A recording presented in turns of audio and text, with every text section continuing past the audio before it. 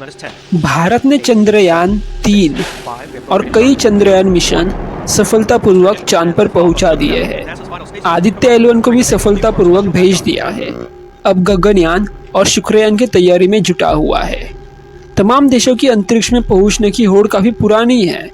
इसकी शुरुआत 1950 के दशक में हुई थी।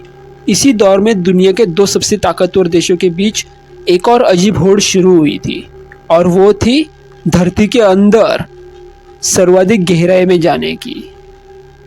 अमेरिका और सोवियत यूनियन के बीच इस होड़ में रशिया बाजी मार गया था। 1950 का दशक था। द्वितीय विश्व युद्ध के ठीक बाद अमेरिका और सोवियत यूनियन के बीच कोल्ड वॉर का दौर शुरू हो चुका था। दोनों देशों के बीच सैन्य से लेकर अंतरिक्ष तक लगभग हर मोर्चे पर होड़ मच गई थी। दोनों खुद को एक दूसरे से ज़्यादा ताकतवर साबित करने का कोई मौका नहीं छोड़ रहे थे। इसी बीच अमेरिका और सोवियत यूनियन के बीच एक और प्रतिस्पर्धा शुरू हुई थी, और वो थी धरती की सर्वाधिक गहराई में जाने की। दोनों देश देखना चाहते थे कि आखिर कौन धरती के अंदर सबसे ज़्यादा गहराई में जा सकता है।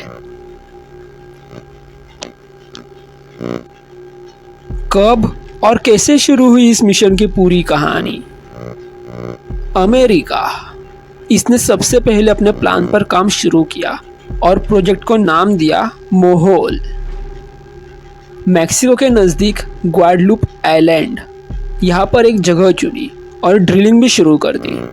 साल 1960 आते आते 601 फीट तक ड्रिल भी कर दिया, लेकिन 1970 में अमेरिकी कांग्रेस ने बजट और मिसमैनेजमेंट का हवाला देते हुए इस प्रोजेक्ट की फंडिंग से इनकार कर दिया, जिसके बाद अमेरिका का प्रोजेक्ट वहीं लटक गया।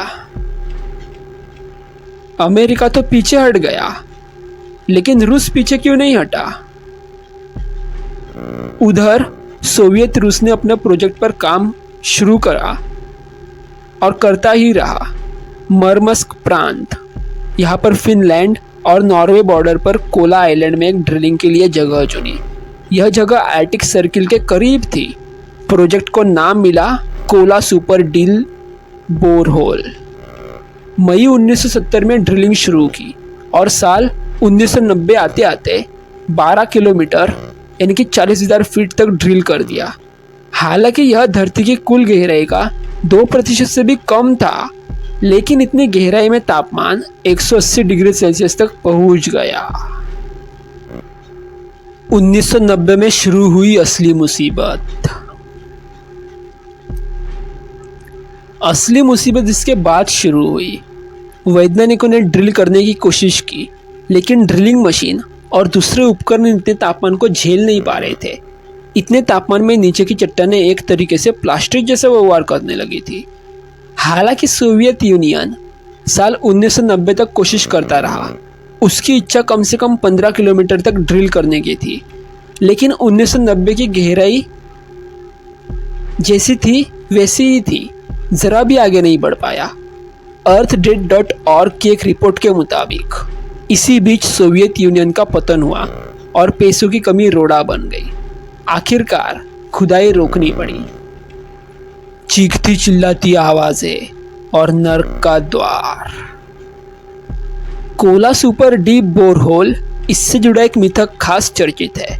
ऐसा कहा जाता है कि जब सोवियत रूस 40,000 फीट यानी कि 12 किलोमीटर से आगे ड्रिल करने की कोशिश कर रहा था, उसी वक्त गड्ढे के अंदर एक चेंबर टूट गया और अंदर से भयानक डरावनी चीखने चिल्लाने की आवाज़ें सुनाई गई। हालांकि इसकी कभी पुष्टि नहीं हो पाई, लेकिन इसी के बाद कोला सुपर डीप बोरहोल को नर्क का द्वार ऐसा कहा जाने लगा और दावा किया गया कि इन आवाज़ों के चलते रूस ने खुदाई बंद कर दी थी।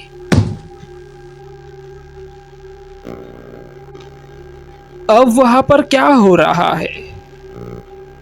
फिलहाल कोला सुपर डीप बोरहोल, इसको पूरी तरह से सील कर दिया गया है।